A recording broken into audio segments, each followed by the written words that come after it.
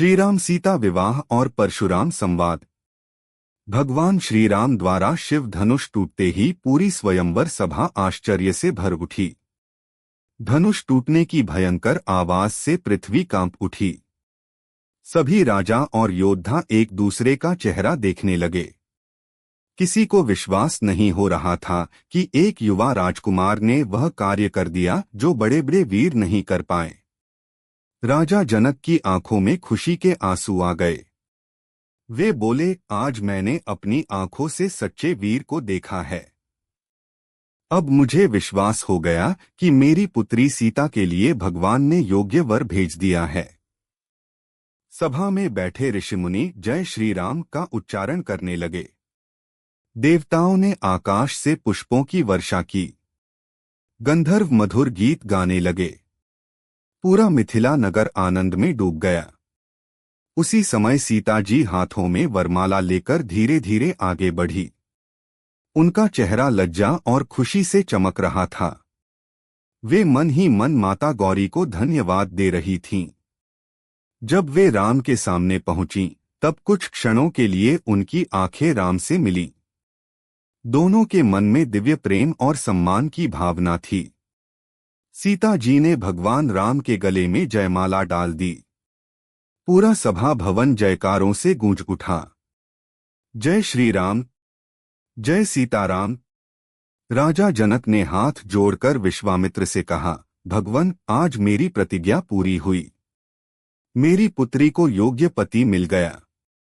विश्वामित्र मुस्कुराए। वे जानते थे कि यह विवाह केवल दो मनुष्यों का नहीं बल्कि स्वयं लक्ष्मी और विष्णु का मिलन था। इसके बाद राजा जनक ने तुरंत अयोध्या संदेश भेजा। संदेशवाहक तेज गति से अयोध्या पहुंचे और महाराज दशरथ को सारी घटना सुनाई। जब दशरथ ने सुना कि राम ने शिव धनुष तोड़ दिया और सीता स्वयंवर जीत लिया, तब उनकी खुशी का ठिकाना नहीं रहा। पूरे अयोध्या में उत्सव मनाया जाने लगा। कुछ ही दिनों बाद महाराज दशरथ विशाल बारात लेकर मिथिला के लिए रवाना हुए। उनके साथ भरत, शत्रुघ्न, गुरु वशिष्ठ और अयोध्या के अनेक मंत्री एवं सैनिक भी थे। मिथिला पहुंचने पर राजा जनक ने भव्य स्वागत किया। पूरी नगरी को फूलों और दीपों से सजाया गया था। सड़कों पर रंगोली बनाई गई थी। लोग नाच गा रहे थे। उसी समय राजा जनक के भाई कुशध्वज भी वहां पहुंचे। उनके पास भी दो सुंदर कन्याएं थीं, मांडवी और श्रुतकीर्ति। गुरु वशिष्ठ और राजा जनक ने विचार किया कि चारों भाइयों का विवाह एक साथ होना चाहिए। तय हुआ, श्रीराम का विवाह सीता से होगा, लक्ष्मण का विवाह उर्मिला से होगा, भरत का विवाह मांडवी से होगा, शत्रुघ्न का विवाह श्रुतकीर्ति से होगा। पूरे मिथिला में आनंद छा गया। विवाह की तैयारियां शुरू हो गईं। महलों को सुंदर फूलों से सजाया गया। हर तरफ मंगल गीत गूंजने लगे। स्त्रियां खुशी से गीत गाने लगीं। जब विवाह का शुभ मुहूर्त आया तब चारों राजकुमार राजसी वस्त्र पहनकर मंडप में पहुंचे। भगवान राम पीले वस्त्रों में अत्यंत दिव्य लग रहे थे। उनके चेहरे पर अद्भुत तेज था।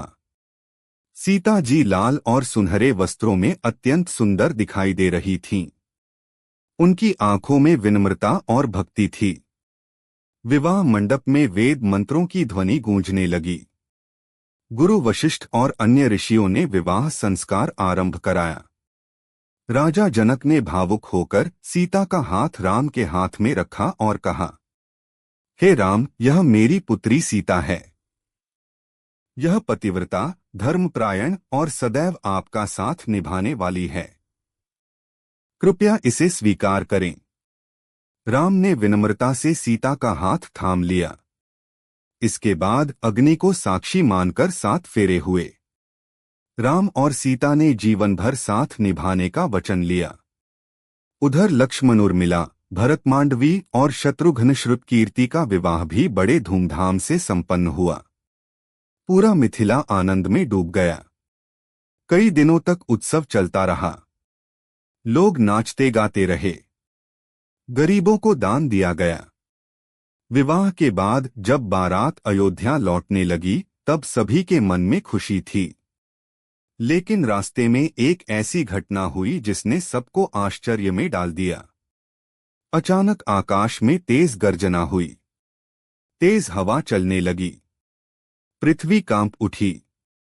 तभी वहां एक अत्यंत तेजस्वी पुरुष प्रकट हुए।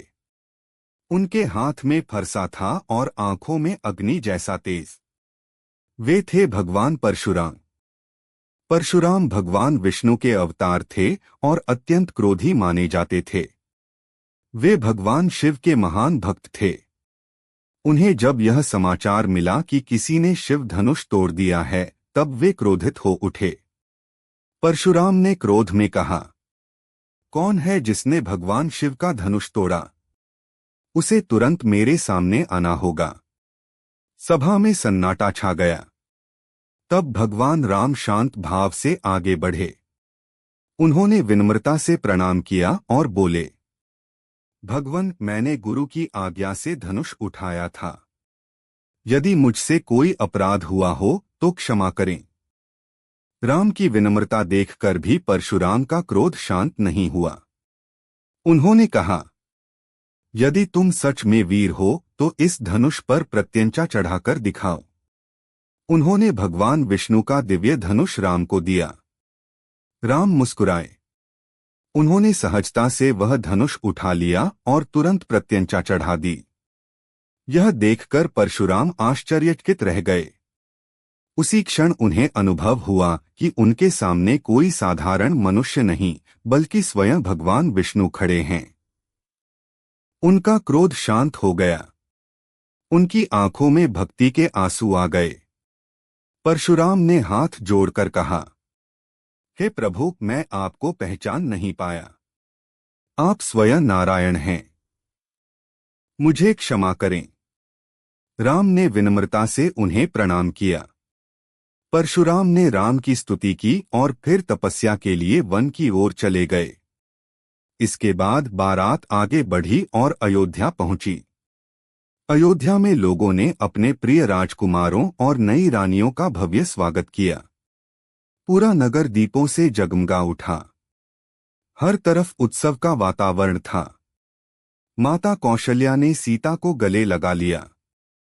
कैकेयी और सुमित्रा भी अत्यंत प्रसन्न थीं। राम और सीता का जीवन अब अयोध्या में शुरू हुआ। दोनों सदैव धर्म, प्रेम और मर्यादा का पालन करते थे।